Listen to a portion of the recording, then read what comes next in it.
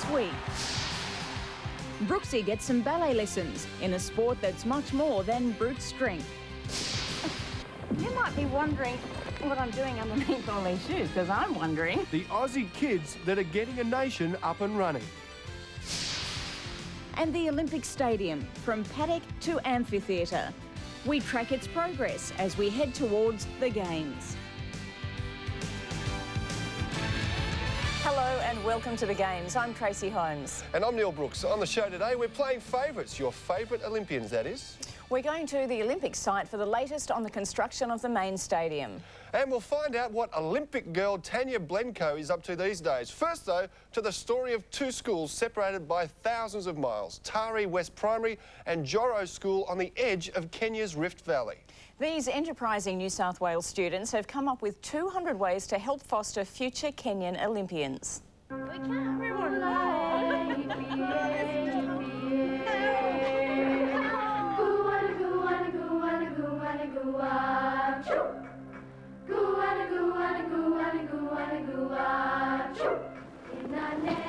You might be wondering what I'm doing underneath all these shoes, because I'm wondering.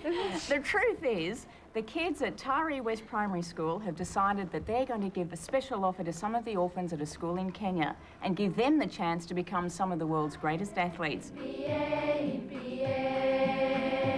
The kind of help that they were really looking for was, first up, I suppose, money, because that was essential to buy the things that they needed. But they were also asking for used clothing, bedding, books, anything at all that was going to be able to help these kids basically survive. We thought it was an ideal opportunity for us to do something just a little bit more special, and so we thought, Olympics coming up, so we thought, hey, joggers for Joro, what could be better than that?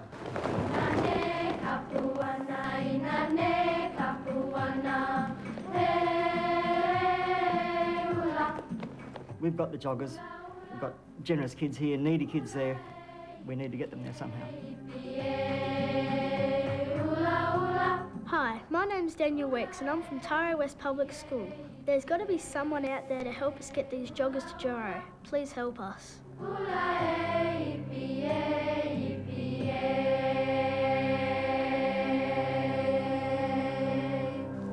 Those kids have done such a great job in collecting all of those shoes, but as you saw there, the school needs help if the shoes are going to make the long trip to Joro in Kenya. Now, if you can help, drop us a line at lockbag 7777, Epping, New South Wales 2121, and we'll put you in touch with Tari West Primary School and we'll keep you all posted on the Joggers for Joro Challenge. Keeping us in touch with the Games news is Paul Marshall from 7 Nightly News. Marjorie Jackson is the new member of the SOCOG board. The Lithgow Flash replaces Rod McGeoch, who was instrumental in bringing the Games to Sydney. Bullseye, and there were plenty of those at the Olympic archery venue's first international event, the Sydney Cup. The event has attracted the world's best from 10 countries. Prime Minister John Howard announced the Olympic torch relay will spend 16 days travelling through 12 Pacific Island nations on its way to Sydney in 2000. They include Guam, Tonga and Fiji. And in a gala event tomorrow night, the Paralympian of the Year will be announced at the Star City Casino. I'm Paul Marshall for the Games News. Coming up, who is Australia's favourite Olympian? Up-and-coming Liz Weeks in water polo. The girl who helped us win the Games, her dreams for 2000. And what is the Sports Minister doing with a hammer in her hand? I'm going to let go of it now, am I? Yeah, you're going to let go, so watch out, everyone. Who is the only Australian athlete to win 3 individual gold medals, all in world record times at the same Olympics? Was it Shane Gould, Betty Cuthbert or Dawn Fraser? Find out after the break on the Games Birthdays.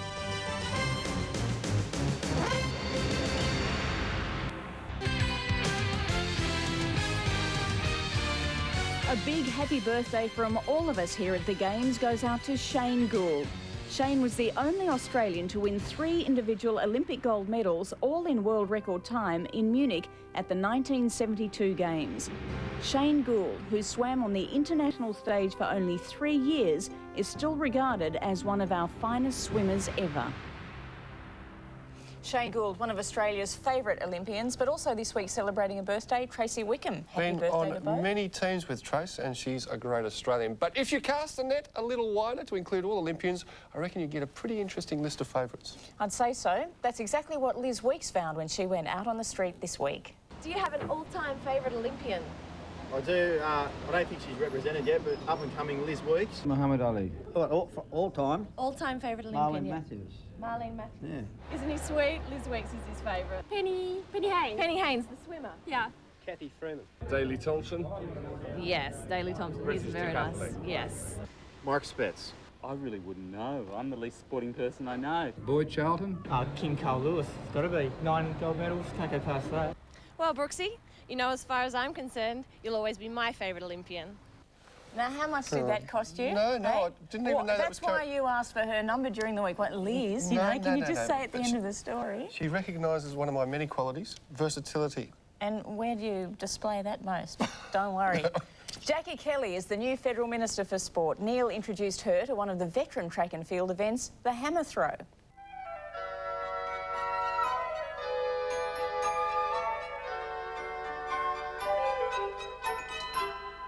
Jackie, thanks very much for joining us on the Games, and I guess the one question we all want to know, since you are now the Minister for Sport, is what do you know about hammer throwing? Well, Australia's got a very, very good chance at the Olympics for a medal with Stuart Randell.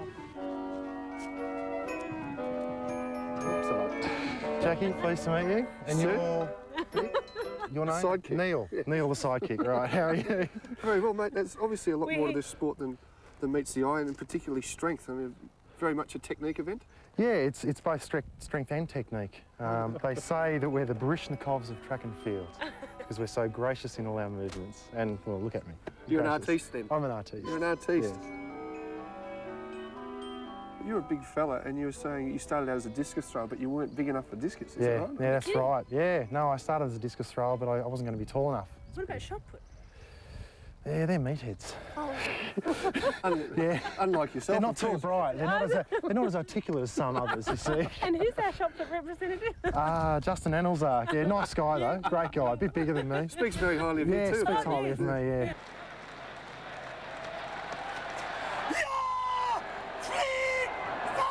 Come the Sydney Olympics, Stuart figures his stiffest competition will come from the Germans, the Hungarians and the Russians. Yeah, you have to throw 80 metres to make their team. Not to win a medal, but just to make the team. For the record, Stuart's best competition throw to date is around 76.5 metres. He took the gold medal at this year's Commonwealth Games, and the good news for Stuart and Australia is that at 26, he probably won't peak for another 5 years. In the meantime, our new sports minister is just itching to hurl the hammer. The safest place to be throwing the hammer is holding it. Everyone else is in danger. And yeah, a bit of hip movement, a bit like a golf swing. He's got the rhythm. Yeah, yeah, it's not bad. I wouldn't stand there, guys. It could go that far. It could go that far. Okay, you're right. Not. You're right. Not right. Yeah, and then get rid of it. Yep, give it a yank. Throw it away? Give it a yank. And what if it... Yep, good luck. I told you I had no insurance. What do you think of his form? Barishnikov is not. He's a big, strong lad. I do notice, and I'm going to dob him in here, he's got the small hammer. He's got yours. Oh, he's got the ladies' hammer? Yeah, he has. Oh, that'd be so right for he's been a bit of a girl, I Bit think. of a swimmer. Bit of a, yeah. So, yeah. but no, not looking too bad.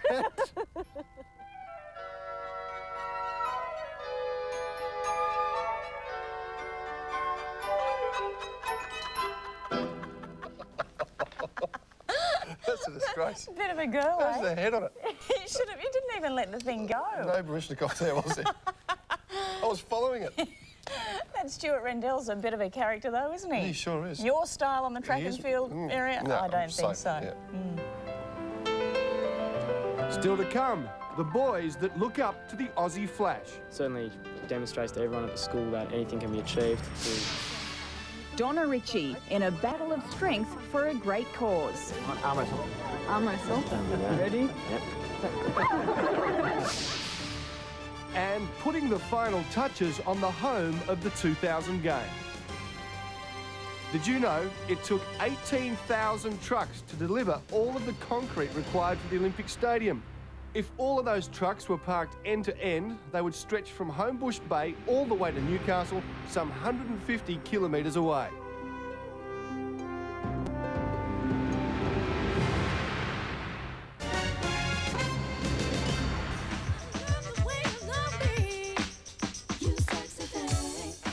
It's an exciting feeling that you get from the school, seeing a great athlete like Matthew Sherman come through the school. You've achieved a lot for the school, you've achieved a lot for yourself. You're an inspiration to everyone that goes to the school at Murray Skies North Shore, and I just hope you continue the way you are. You're an inspiration to myself. Thank you.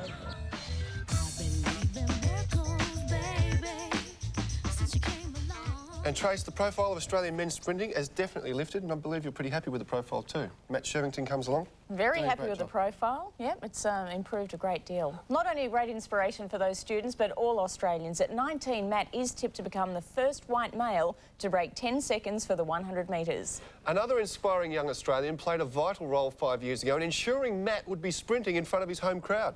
Tanya Blanco has grown up a lot since that memorable day in Monte Carlo, but despite the pressures of adolescence, her commitment to the 2000 Games is as strong as ever.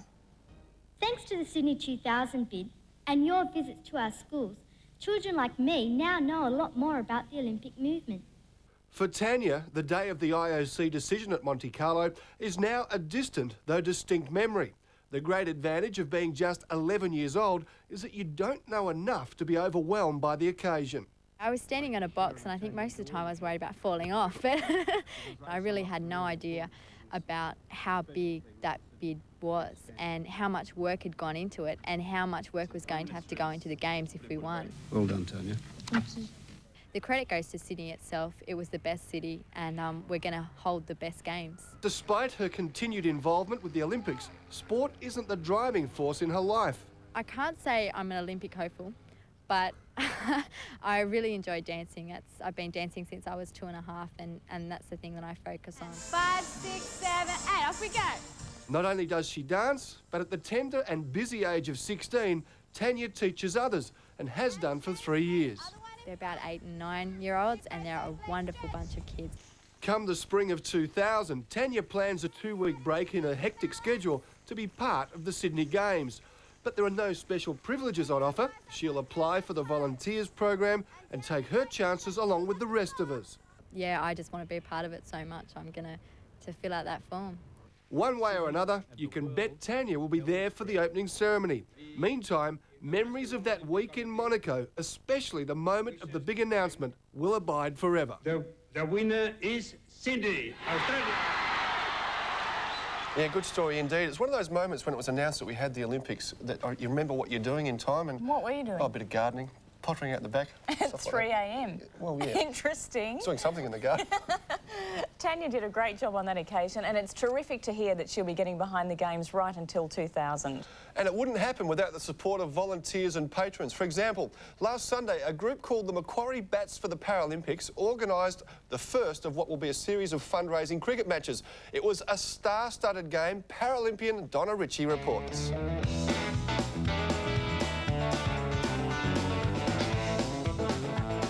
None of the special guests were asked to join the skydiving demonstration, which was just as well.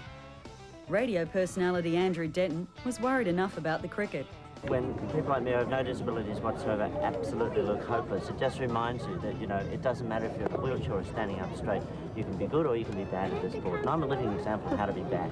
Cricketer Greg Matthews had more faith in his hand-eye coordination, and his heart was certainly in the right place. I'm supporting you guys in the whole Olympic Paralympic movement. Try and help raise $1 so we can give you guys every opportunity of winning as many gold medals as you possibly can. Cheered on by the Paralympic Games mascot Lizzie, the cricketers gave their best. Amazingly, one of the most testing deliveries of the day was held down by a vision-impaired bowler, Ched Towns, and his line and length was spot on. By the end of the day, the match and dinner raised $40,000 for the Paralympic Games.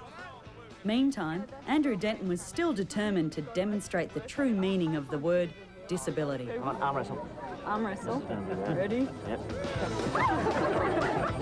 All right. He's a pushover. the chair. You're a pushover. You're a pushover. It's great to see local communities and also celebrities getting behind not just the Paralympics, but the Olympics and everything in between. It is superb. Now, we'll keep you up to date on what's happening with the Macquarie Bats and when their next fundraiser is happening. Coming up, 300 Olympians reliving Australia's greatest Games moments. You lost by less. Geez, you were hard done by. Unbelievable. We dip into the mailbag to see if you've won an Olympic Club membership. And Sydney's third landmark. The design of itself is a feature. It's a piece of sculpture.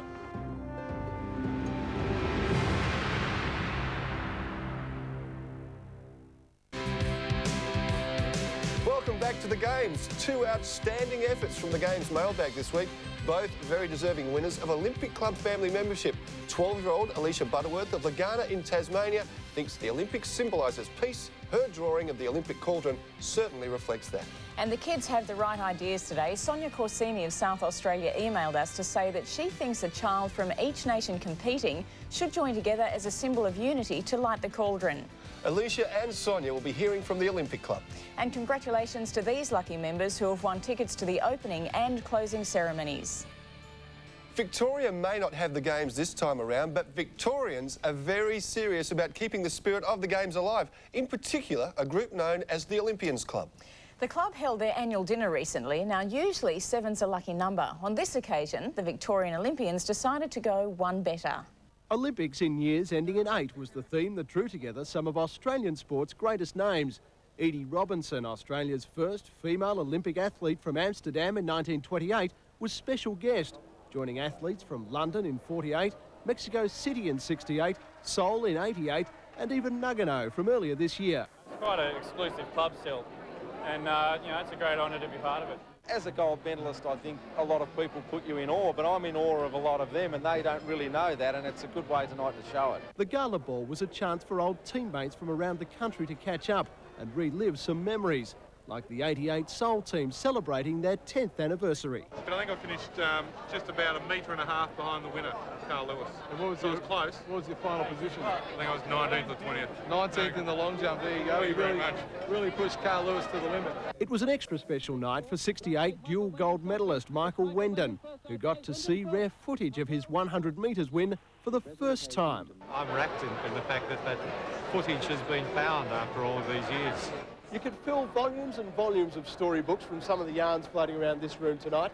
Of course, as the night goes on, the winning margins get bigger and the stories even more sensational. You lost by less. Geez, you were hard done by. Unbelievable. So, Brooksy, how many medals do you think we're going to win in 2000? I'm not sure that we'll do as well as we did back in 56, but if I was a betting man, I'd say we're going to crack double figures in terms of gold. There you go. And I reckon you are a betting man. Well, I might have a little wager. If you want a safe bet, put your money on the main Olympic Stadium being completed by the time we're back on air early next year. Here's the latest on progress at Homebush. This series of photographs taken from atop one of the light towers provides a graphic and fascinating record of the stadium's progress over the last 2 years. With work now 90% completed, Alan Patching is delighted, to say the least. I've travelled around the world, and the newest and best stadiums in the world are the French Stadium, the Amsterdam Stadium, and a couple in America. And frankly, this one leaves them for dead. This is the best stadium on the planet, and we're proud for all Australians to know that. The project will also be finished not only on budget, but with more than they bargained for, 2 giant video screens instead of the one originally planned. All in all, everything looks good for the official handover to Stadium Australia on the 1st of March. But once the Olympics are over, some major changes are planned to suit the site's multifunctional future. It'll look very different in the sense that we're in the Olympic mode at the moment, and when the Olympics are over at the end of December 2000, the large so-called temporary stands at the north and the south end, the one behind us, are demolished. That will reduce capacity from 110,000 to a more intimate 80,000, and roofing will be extended to cover all the seating. Most impressive of all, 47 rows of seats on either side of the stadium can be moved 15 metres closer to the action for rectangular ground sports like rugby, and all at the push of a button. Now, who's got control of that one button? Because you could have some fun mid-game, couldn't you? And with a couple of thousand people sitting here and all of a sudden they start shifting back a few metres? I hadn't thought about that, but we can talk about that off camera. Whichever mode the stadium is in, Alan Patching feels it's more than just a triumph of construction and engineering. The design of itself is a feature. It's a piece of sculpture. You can feel the people. You can see Kathy Freeman out there doing a thing. I've said that before and people say you're over the top, but it's true. This place is alive before it's given its first heartbeat. There's no question about that. Well, Trace, I think your money's pretty safe there, but isn't it looking good out there? I mean, the stadium ahead of schedule. That's when you start feeling all tense and tingly. It's going to be done soon. You know? I can't wait. As you did mention, this is our last show for the year. We're taking a break, but it's still full steam ahead on our website. That's thegames.7.com.au. You can email us at this address or drop us a line at locked bag 7777 Epping, New South Wales 2121. We look forward to hearing from you and seeing you in the new year. We'll leave you with some of the game's finest moments. And have a good Christmas. All right. See ya. you. Sometimes I see him as being very erratic. Consider this statistic. If you want to play basketball, at the Olympics. Can we just go through so Neil knows what he's saying? Preliminaries. You can stand at the preliminaries. And if you're still standing, I'll get it.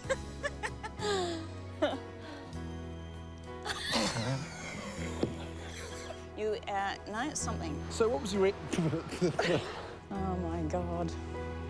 It's the cappuccino that did it.